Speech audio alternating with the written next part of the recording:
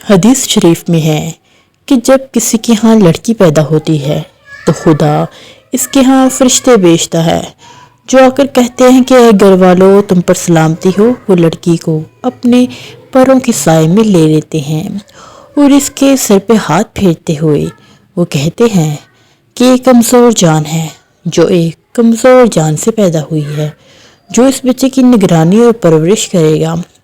اللہ قیامت کے دن قیامت تک خدا کی مدد اس کے شامل و حال رہے گی۔ حضور اقدس صلی اللہ علیہ وآلہ وسلم نے ارشاد فرمایا، جب بندہ مر جاتا ہے تو اس کے اعمال کا سلسلہ منقطع ہو جاتا ہے، مطلب ختم ہو جاتا ہے، مگر 3 چیزیں جن کا ثواب برابر اس کو ملتا رہتا ہے مرنے کے بعد بھی۔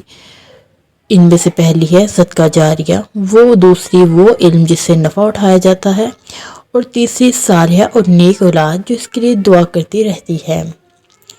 حضور اکرم صلی اللہ علیہ وآلہ وسلم نے ارشاد فرمایا، جو شخص بھی لڑکیوں کی پیدائش کے ذریعے آزمایا جائے، ان کے ساتھ اچھا سلوک کر کے آزمائش میں کامیاب ہو تو قیامت کے روز یہ لڑکیاں اس کے لیے جہنم کی آگ سے ڈال بن جائیں گی۔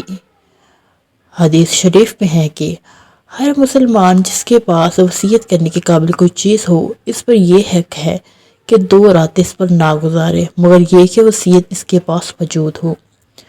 حدیث شریف میں ہے کہ اگر ایک بیٹے کو اگر کچھ دو تو دوسرے کو بھی ویسا ہی دو، ورنہ ناانصافی بڑی بری بات ہے۔ یہ اولاد کے بارے میں حدیث ہے، جس کی وضاحت کچھ اس طرح ہے کہ جب ایک بیٹے کو جتنا حق دو تو اولاد اگر بیٹی ہے یا دوسرا بیٹا ہے تو اس کو بھی اتنا ہی حق دو۔ مسلم خواتین کا وقار و حیا۔ ارشاد باری تعالیٰ ہے کہ اے پیغمبر، آپ مسلمان مردوں سے کہہ دیجئے کہ اپنی نگاہیں نیچی رکھیں اور اپنی شرمگاہوں کی حفاظت کرے، یہ ان کے لیے زیادہ صفائی کی بات ہے۔ بے شک اللہ تعالیٰ کو ہر خبر ہے جو کچھ لوگ کیا کرتے ہیں۔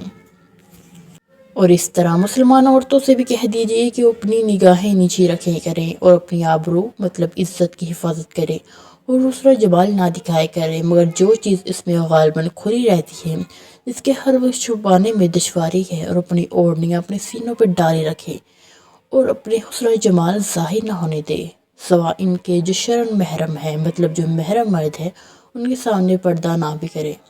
اور مسلمانوں، تم میں سے جو ان احکام میں کوتاہی ہو گئی تو تم سب اللہ تعالیٰ سے توبہ کرو تاکہ تم فلاح پاؤ، ورنہ معصیت معنی فلاح کامل ہو جاتی ہے۔ نبینہ نہ محرم مرد سے پردہ۔ حضرت ام سلمہ رضی اللہ تعالیٰ عنہ سے مروی ہے کہ رسول پاک کے پاس تھی اور حضرت میمونہ رضی اللہ تعالیٰ تمنا بھی اب ان کے پاس تھی کہ اچانک حضرت عبداللہ بن مکتوم آ گئے۔